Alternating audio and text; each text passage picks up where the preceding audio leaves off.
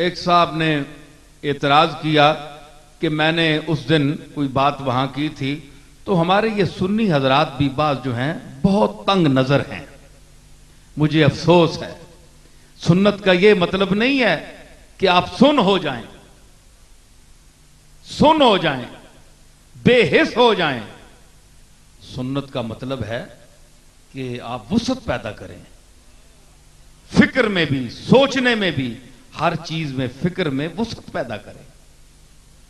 یہی تنگ نظری تو آپ کو لے کر ڈوب رہی ہے کہ آپ کسی کو ساتھ بٹھانے کے حق میں نہیں. جو آپ کے مسلک سے ذرا ہٹ جائے اس کو آپ دھکے دے دیتے ہیں. آپ دیوبندیوں کو بھی پسند نہیں کرتے، شیعہ کو بھی پسند نہیں کرتے، شیعہ آپ کو بھی نہیں پسند کرتے، دیوبندی آپ کو بھی نہیں پسند کرتے. فائدہ کیا؟ کچھ دیوبندی جو ہیں جو اللہ کی ذات و صفات کے حوالے سے گفتگو کرتے ہیں، آپ ان کی بھی مانیں. اللہ کا جس نے کائنات کو پیدا کیا ہے، میرے خیال میں، میری ناقص رائے کے مطابق، جو وہ کہتے ہیں کہ یہ جو ہواؤں کو چلانے والا ہے، یہ جو آسمان کو پیدا کرنے والا ہے، یہ زمین کو پیدا کرنے والا ہے، یہ پوری کائنات جو آپ کو نظر آ رہی ہے، اس پہ جو مؤثر ہے، مدبر ہے، کائنات کے میں تغیر اور تبدل پیدا کرتا ہے، مالک حقیقی ہے جس نے آپ کو پیدا کیا ہے، آپ کی ہر خواہش اور ہر آرزو کو پورا کرتا ہے. اس سے بھی کبھی مانگو، اس کی طرف بھی جاؤ. رسول اللہ کس لیے آئے ہیں؟ پیغمبر اپنی تعریفیں کرانے کے لیے نہیں آئے. اللہ کی تعریف کی، مخلوق نے پھر پیغمبروں کی تعریف کی.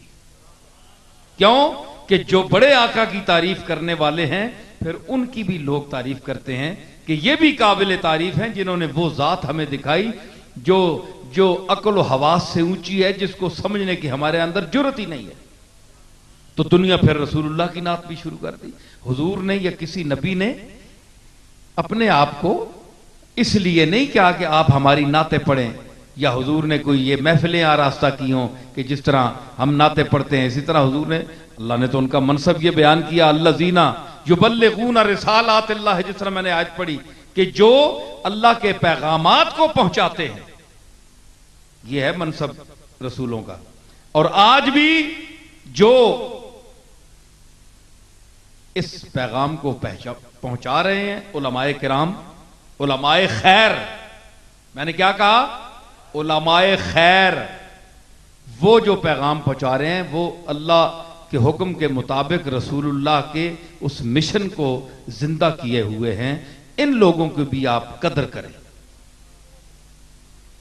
آج کل اللہ ماشاء اللہ کوئی برلا ہو تو میں نہیں کہتا، ورنہ ہمارے خانقاہی ماحول میں بھی یہ تعطل پیدا ہو گیا، جمود پیدا ہو گیا کہ علم مفقود ہو گیا. براہ راست بولنے والے مشائخ ختم ہو گئے، صاحبزادگان میں وہ تعلیم نہ رہی، دنیا کی تعلیم انہوں نے حاصل کی. دین کا جو آباء و اجداد کا طریقہ تھا، علم تھا، اس سے اکثریت محروم ہو گئی. اللہ ماشاءاللہ ہوں گے. لیکن آج اس خانقاہی ماحول میں جس کے خلاف لوگ آواز بھی اٹھاتے ہیں اور کچھ وہ حق بجانب بھی ہیں کہ اور سب چیزوں کے یہ وارث ہیں، لیکن اپنے آباء و اجداد کے علم کے وارث نہیں ہیں، اپنے آباء و اجداد کے خطاب کے وارث نہیں ہیں.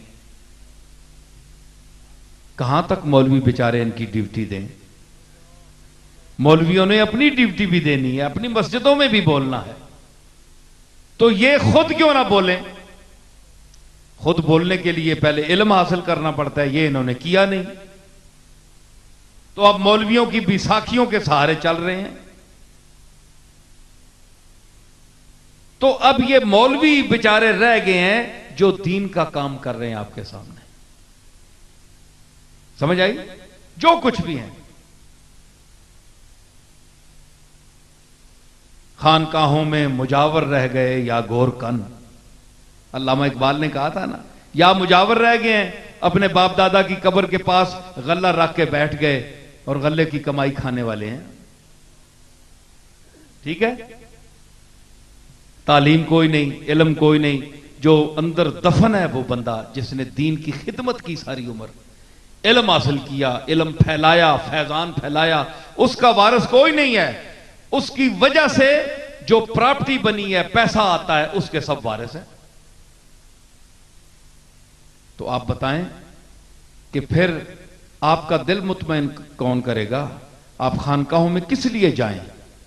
یہ تو اس کی مالک کی مرضی ہے، اس کا مقام ہے، اس کی عطا ہے کہ جو دفن ہیں، جو آج خاموش ہو گئے، انہوں نے اپنے دور میں وہ خدمتیں کی کہ ان کے مرنے کے بعد بھی آج تک، بلکہ قیامت تک ان کی خاموشی بولتی رہے گی.